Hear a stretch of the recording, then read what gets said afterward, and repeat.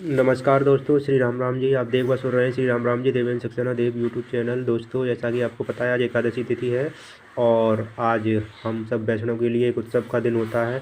सभी वैष्णव संत भक्त ब्राह्मण सभी लोग आज एकादशी तिथि का जो है व्रत रखते हैं, उपवास रखते हैं। तो आज दोस्तों मैं आपको श्रीमद् भगवद गीता जी के 11वें अध्याय का महत्व सुना रहा हूँ आज एकादशी तिथि पर, और भी अधिक इससे पुण्य लाभ होगा। बोलिए श्री कृष्ण कन्हैया लाल की जय। श्री महादेव जी कहते हैं, प्रिय गीता के वर्णन से संबंध रखने वाली कथा एवं विश्व रूप अध्याय के महात्म का श्रवण करो। विशाल नेत्रों वाली पार्वती, इस अध्याय के महात्म का पूरा वर्णन नहीं किया जा सकता। इस संबंध में सहस्त्रों कथाएं हैं, उनमें से एक यहाँ कही जाती है। प्रणीता नदी के तट पर मेघंकर नाम से विख्यात एक बहुत बड़ा नगर है। उसके प्रकार चार दीवारी और गोपुर द्वार बहुत ऊंचे हैं। वहाँ बड़ी बड़ी विश्रामशालाएं हैं जिनमें सोने के खंभे शोभा दे रहे हैं। उस नगर में श्रीमान सुखी, शांत, सदाचारी तथा जितेंद्रिय मनुष्यों का निवास है। वहाँ हाथ में सार्ग नामक धनुष धारण करने वाले जगदीश्वर भगवान विष्णु विराजमान है। वे पर ब्रह्मा के साकार स्वरूप हैं। संसार के नेत्रों को जीवन प्रदान करने वाले हैं, जिनका उनका गौरवपूर्ण श्री विग्रह भगवती लक्ष्मी के नेत्र कमलों द्वारा पूजित होता है। भगवान की वह झांकी 52 अवतार की है। मेघ के समान उनका श्याम वर्ण तथा कोमल आकृति है। वक्षस्थल पर श्री वत्स का चिन्ह शोभा पाता है। वे कमल और वनमाला से विभूषित अनेक प्रकार के आभूषणों से सुशोभित हो रहे हैं। वो भगवान वामन रत्नी समुद्र की सतह जान पड़ते हैं। पीताम्बर से उनके श्याम विग्रह की कांति ऐसी प्रतीत होती है मानो चमकती हुई बिजली से घिरा हुआ स्निग्ध मेघ शोभा पा रहा हो। उन भगवान वामन का दर्शन करके जीव जन्म एवं संसार के बंधन से मुक्त हो जाता है। उस नगर में मेखला नामक महान तीर्थ है, जिसमें स्नान करके मनुष्य शाश्वत बैकुंठ धाम को प्राप्त होता है। वहाँ जगत के स्वामी करुणासागर भगवान श्री नरसिंह का दर्शन करने से मनुष्य 7 जन्मों के किए हुए घोर पाप से छुटकारा पा जाता है। जो मनुष्य मेखला में गणेश जी का दर्शन करता है वह सदा दुष्टर विघ्नों के पार हो जाता है। उसी मेघंकर नगर में कोई श्रेष्ठ ब्राह्मण रहते थे, जो ब्रह्मचर्य परायण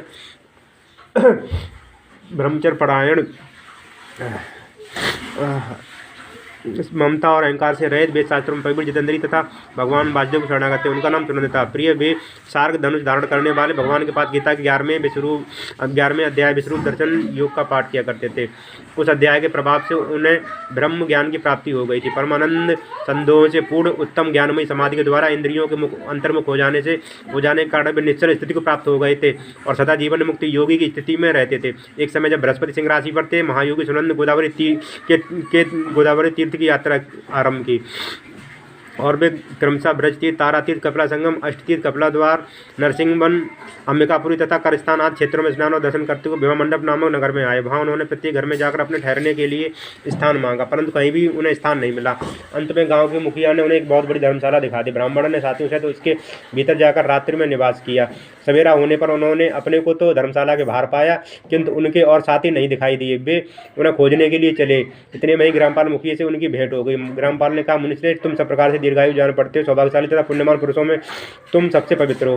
तुम्हारे भीतर कोई लोकोत्तर प्रभाव विद्यमान है। तुम्हारे साथी कहाँ गए और कैसे इस भवन से बाहर हुए, इसका पता लगाओ। मैं तुम्हारे सामने इतना ही कहता हूँ कि तुम्हारे जैसा तपस्वी दूसरा कोई नहीं दिखाई देता। विप्र, तुम्हें किस महामंत्र का ज्ञान है और किस विद्या का आश्रय लेते हो? किस देवता की दया से तुम्हें अलौकिक शक्ति आ गई है? भगवान कृपा करके इस गांव में रहो, मैं तुम्हारी सब सेवा शुश्रूषा करूंगा।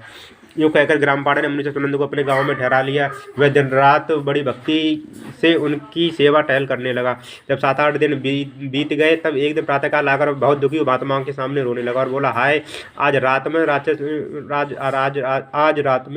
राक्षस ने मुझे भागिनी के बेटे को चबा लिया। मेरा पुत्र बड़ा ही गुणवान और भक्तिवान था। ग्रामपाल के इस प्रकार कहने पर उन्होंने पूछा, कहाँ है वह राक्षस और किस प्रकार उसने तुम्हारे पुत्र का भक्षण किया? ग्रामपाल बोला, ब्राह्मण नगर में एक बड़ा भयंकर नरबच्ची राक्षस रहता है। वह प्रतिदिन आकर इस नगर के मनुष्यों को खा लिया करता था। तब एक दिन समस्त नगरवासियों ने मिलकर उससे प्रार्थना की कि राक्षस, तो हम सब लोगों की रक्षा करो, हम तुम्हारे लिए भोजन की व्यवस्था किए देते हैं। यहाँ बाहर के जो पथिक रात में आकर नींद लेने लगे उनको खा जाना। इस प्रकार नागरिक मनुष्यों के गांव के मुझ मुखिया द्वारा धर्मशाला में भेजे पथिकों को ही राक्षस का आहार निश्चित किया।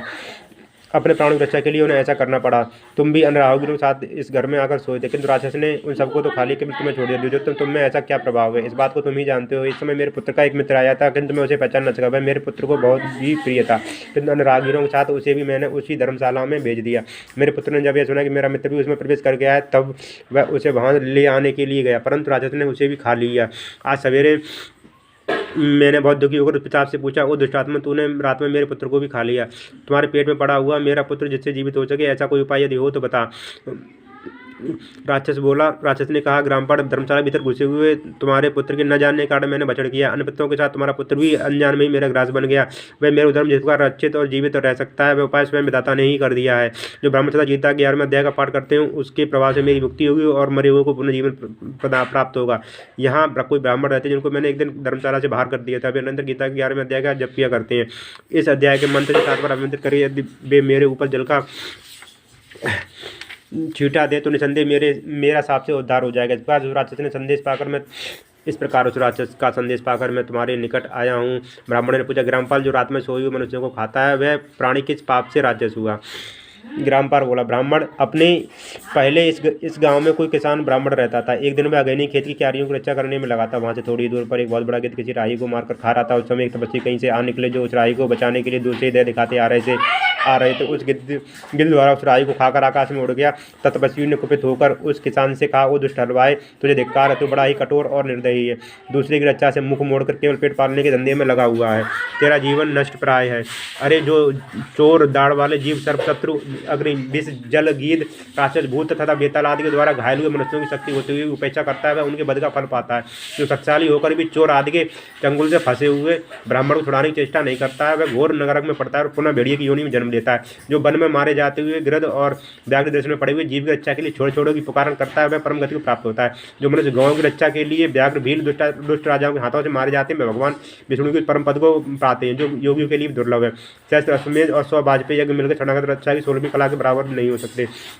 दीन तथा भयभीत जीव की उपेक्षा करने से पुण्यवान पुरुष भी समय आने पर कुम्मीपाक नामक नरक में पकाया जाता है। तूने गिद्ध द्वारा खाए जाते हुए भी राही को देखकर उसे बचाने में समर्थ होते हुए भी जो इसकी रक्षा नहीं की, इससे तू निर्दयी जान पड़ता है। तू राक्षस हो जा।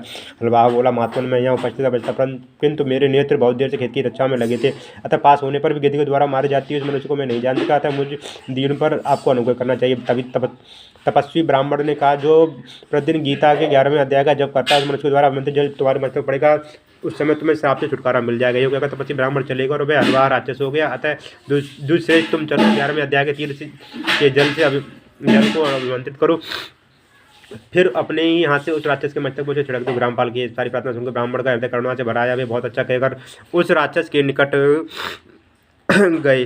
वे ब्राह्मण योगी थे। उन्होंने विश्वरूप दर्शन नामक 11वें अध्याय के जल अभिमंत्रित करके उस राक्षस के मस्तक पर डाल दिया। गीता के 11वें अध्याय के प्रभाव से वह सांप से मुक्त हो गया। उसने राक्षस देह का परित्याग करके चतुर्भुज रूप धारण कर लिया तथा उसने जिन सहस्त्रों पथिकों का भक्षण किया था, वे भी शंख, चक्र एवं गदा धारण किए चतुर्भुज रूप हो गए। तत्पश्चात वे सभी विमान पर आरूढ़ हुए। इतने में ही ग्रामपाल ने राक्षस से कहा, राक्षस, मेरा पुत्र कौन है, उसे दिखाओ। उसके यूँ कहने पर दिव्य बुद्धि वाले राक्षस ने कहा, ये जो तमाल के समान श्याम, 4 भुजाधारी, मणिक में मुकुट से सुशोभित तथा दिव्य मणियों के बने हुए कुंडलों से अलंकृत हैं, हार पहनने का जिनके कंधे मनोहर प्रतीत होते हैं, जो सोने के भुजबंधों से विभूषित, कमल के समान नेत्रों वाले, स्निग्ध रूप तथा हाथ में कमल लिए हुए और दिव्य विमान पर बैठकर देवत्व को प्राप्त हो चुके हैं, उन्हीं को अपना पुत्र समझो। है सुनकर ग्रामपाल ने उसी रूप में अपने पुत्रों को देखा और उसे अपने घर ले जाना चाहा। देखकर उसका पुत्र हंस पड़ा और इस पर कहने लगा।